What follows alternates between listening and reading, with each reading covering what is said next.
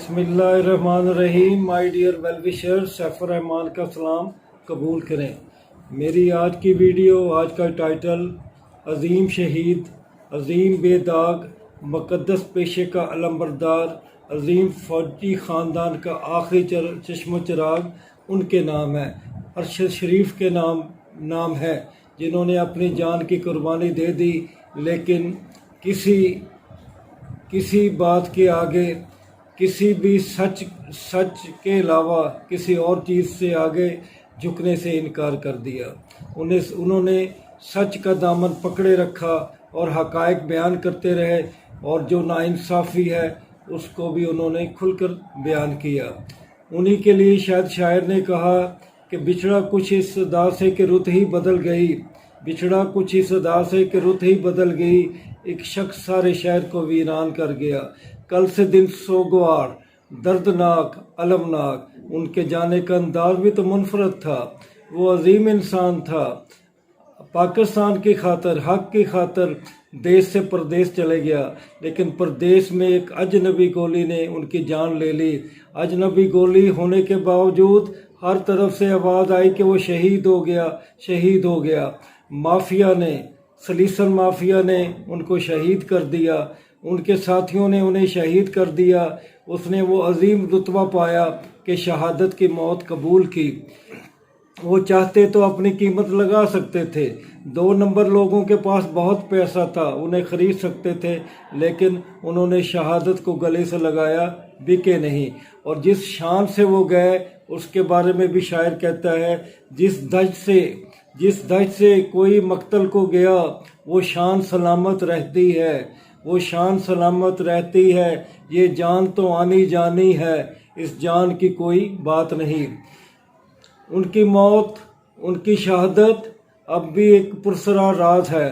میری ریکویسٹ ہے جناب حکومت پاکستان سے کہ اس کا کوئی جوڈیشل کمیشن بنایا جائے، کیونکہ جو کینیا کی پولیس بتا رہی ہے، نیروبی کی پولیس بتا رہی ہے، ان کے بیانات ان کی شہادت میں تضاد ہے.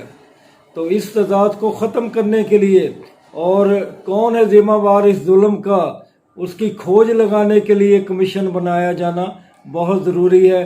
میں اپنے حکمرانوں سے یہی ریکویسٹ کروں گا، میں اپنی عدلیہ سے یہی ریکویسٹ کروں گا کہ وہ کمیشن بنائے اور اس کی بے لاگ قسم کی جو ہے وہ انکوائری کرے. اسے شہید کیوں کیا گیا، یہ سوال بار بار ذہن میں آتا ہے. وہ تو 22 کروڑ لوگوں کی رہنمائی کر رہا تھا، تو ان کے خلاف وہ جہاد کر رہا تھا اور حق کے جو پیغام تھا اسے پھیلا رہا تھا. اس نے کبھی بھی کہیں سے بھی کوئی ایسی لغزش پا نہیں دکھائی جس پہ وہ شرمندہ ہو. اسے معلوم تھا کہ وہ ایک جو عظیم کام سر انجام دے رہا ہے اس میں جان کا خطرہ ہے. اس نے یہاں سے پاکستان سے جا کر پاکستان کی خدمت کرنے کی کوشش کی، لیکن وہاں بھی یہ جو اس کے دشمن تھے، جو اس کو ختم کرنا چاہتے تھے، وہ اس کے پیچھے پہنچ گئے. تو مائی ڈیئر ویل وشر، اس کا مشن یہی تھا کہ حق کی بات کو بیان کرے. اس کا مشن یہی تھا جو حضرت ابراہیم کا مشن تھا، جنہوں نے نمرود کے خلاف بغاوت کی، جنہوں نے علم بلند کیا. ان کا مشن جو تھا وہ نمرود کے علاوہ فرعون، حضرت موسیٰ کا مشن تھا، جنہوں نے فرعون کے خلاف جو ہے علم بلند کیا. ان کا مشن جو تھا وہ حسینیت کا تھا، جنہوں نے یزیدیت کے لیے اپنی جانیں قربان کر دیں. تو اس شخص نے آج کل کے اس دور کے فرعونوں کے خلاف جہاد کیا، اس دور کے نمرودوں کے خلاف جہاد کیا اور سرخ روح ٹھہرا. مجھے یقین ہے کہ جب وہ اس کا جسد خاکی جب پرواز کرے گا تو بڑے فخر سے وہ جائے گا اور حضور کریم کے سامنے پیش ہوگا اور کہے گا کہ میں نے اپنا حق ادا کر دیا.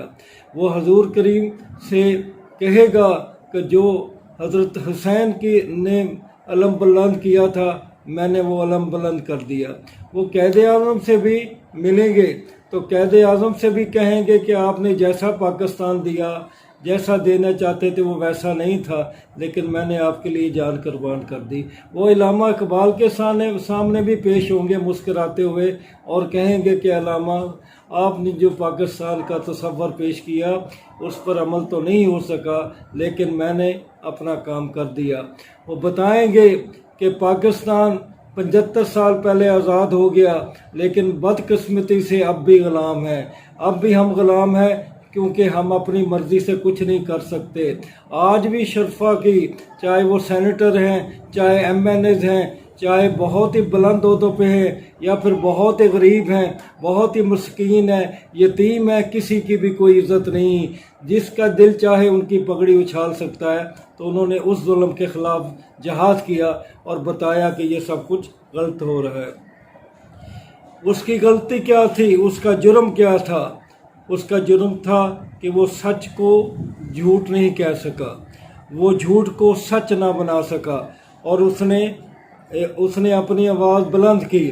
دنیا کے درباروں میں، دنیا کی عدالتوں میں تو سچ اور جھوٹ چل جاتا ہے، جھوٹ کا سچ بن جاتا ہے اور سچ کا جھوٹ بن جاتا ہے، لیکن اللہ تعالیٰ کی عدالت میں انشاءاللہ انصاف ہوگا اور یہ شہزادہ مسکراتا ہوا جائے گا اور بتائے گا کہ انہوں نے اپنا فرض ادا کیا۔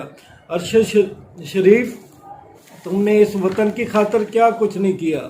تمہارا جرم کیا تھا؟ تمہارے خلاف جو جرائم آئے، جن کے بارے میں کہا گیا، وہ جرم یہ کیا تھا کہ تم سچائی کے مجرم تھے، اور سچائی کے مجرم کی جو سزا ہوتی ہے وہ موت ہی ہوتی ہے، وہ جام موت پیتے رہتے ہیں۔ جرم تمہارا یہ تھا کہ تم نے غلام بننے سے انکار کر دیا، اور ارشد شبیر، تم نے لہو سے چراغ جلا دیے، اور تم نے یقیناً پاکستان کا بیٹا ہونے کا حق ادا کیا، تم نے مسلمان ہونے کا حق ادا کیا، اور تمہاری اسی عظمت کو میں سلام کرتا ہوں۔ ارشد شریف، تم انشاءاللہ جب بھی یہاں سے رخصت ہو کے، جب بھی تمہاری روح پرواز کر گئی اور تم چلے گئے، تم ایک جنت میں پہنچ گئے، اور تمہیں یہاں تو جو کچھ ہوا تمہیں بھگتنا پڑا، لیکن انشاءاللہ مجھے اب بھی یقین ہے کہ تم ادھر بہت خوش ہوگے، اور تم ہمارے پاکستان کی حالت، ہمارے مسلمانوں کی حالت کو اللہ تعالیٰ کے سامنے پیش کرو گے، اور وہ مقام حاصل کرو گے جو بہت بڑی شخصیات کے قسمت کا حصہ بنا۔ ارشد شریف، آج ہر آنکھ تمہارے لیے نم ہے، آج ہر بندہ تمہیں یاد کر رہا ہے۔ تمہاری موت کتنی خوبصورت تھی، انہوں نے تو تمہارے سر کو اڑا دیا، لیکن تم پاکستانیوں کے، تمام مسلمانوں کے دل میں جگہ بنا گئے۔ تمہیں بھولنا بہت مشکل ہوگا، انشاءاللہ آنے والی نسلیں تمہیں یاد بھی رکھیں گی اور تمہارے مشن کو آگے بھی بڑھائیں گی۔